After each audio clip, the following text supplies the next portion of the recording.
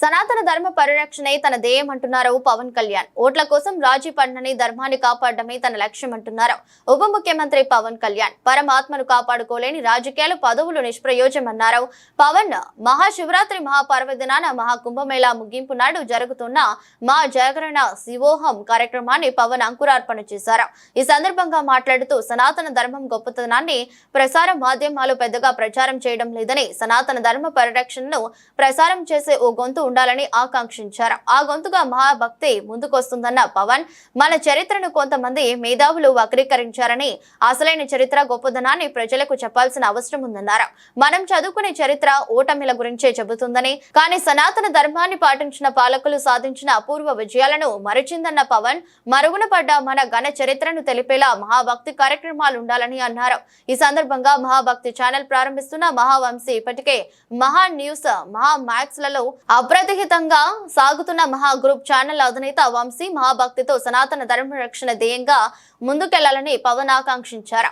భగవంతుడు ఆదేశించారు. నేను భక్తి ఛానల్ ను ప్రారంభిస్తున్నట్లు, సమాజంలో ఆధ్యాత్మికత, మన సంస్కృతి పట్ల గౌరవాన్ని పెంచే దిశగా ఛానల్ ను తీసుకెళ్లనున్నట్లు మహా news, Mahabhakti, Maha max channel chairman and managing director Marella Vamsikrishna తెలిపారు. అనంతరం మహాభక్తి ఛానల్ లోగోను పవన్ చేతుల మీదుగా ఆవిష్కరించారు. సగటు హైందవ ధర్మాన్ని పాటించే సగటు వ్యక్తిగా హైందవ ధర్మం అవమానపరుస్తున్నా, దాన్ని దిగజార్చేలా మాట్లాడుతున్నా, దానికి ఒక ఆల్టర్నేట్ వాయిస్ ఉండాలని కోరుకుంటాం. మహాభక్తి అంటే నేను వారికి చెప్పదలుచుకుంది ఏంటంటే, ఈ ప్రోగ్రాం ద్వారా ఎప్పుడు కూడా మన చరిత్ర స్కూల్లో మనందరం నేర్చుకుంది కానీ, ఇప్పటికీ నేర్పుతుంది కానీ, మన ధర్మం తాలూకు లేదంటే మన చరిత్ర తాలూకు గొప్పతనం ఎవరు చెప్పరు. ఎంతసేపు అక్కడ ఓడిపోయాం, వాళ్ళు వచ్చి మొఘలాయలు వచ్చి కొట్టారు, లేదంటే బ్రిటిష్ వాళ్ళు వచ్చి కొట్టారు తప్ప, మన చరిత్ర తాలూకు గొప్పతనాన్ని, సనాతన ధర్మాన్ని పాటించిన పరిపాలకులు ఎంత బలంగా చేశారు, అన్ని మతాలకి ఎలా స్థానం కల్పించారో చెప్పాల్సిన అవసరం ఉంది. కేవలం భక్తి కాకుండా చరిత్ర కూడా చెప్పాలి. దీనికి చాలా చాలా అవసరం అది.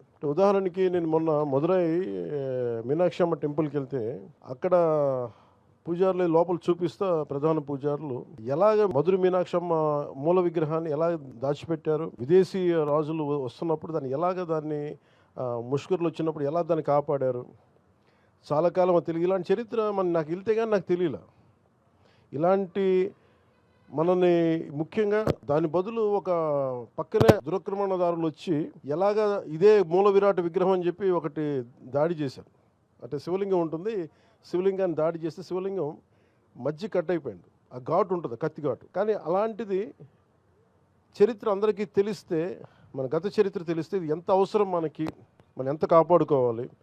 మనం ఏమనుకుంటామంటే, in the name of secularism అన్ని మతాలు సమానమే, కానీ అన్ని మతాలు సమానం అని చెప్పిన హిందూ ధర్మాన్ని పదే పదే అందరూ సాగు కొడుతూ ఉంటే మటుకు నాకు ఇబ్బంది అనిపించింది. నేనేమి బలమైన ఏమంటుందని ఒక మంకు పట్టుబట్టే, లేదంటే ఒక మూర్ఖంగా పట్టుబట్టే హిందువుని కాదు. నేను అన్ని మతాలు బాగుండాలని కోరు, అది నా ధర్మం చెప్పింది.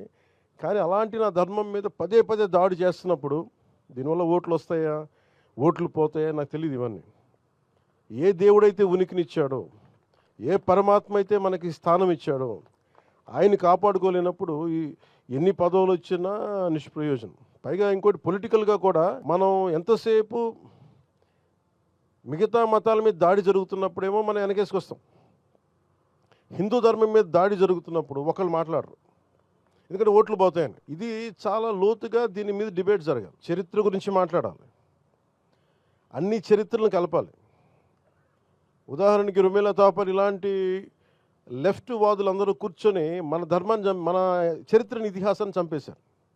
రామాయణం కానీ భారతం కానీ అవి అవి మన చరిత్ర. అది దానికి ప్రతిదానికి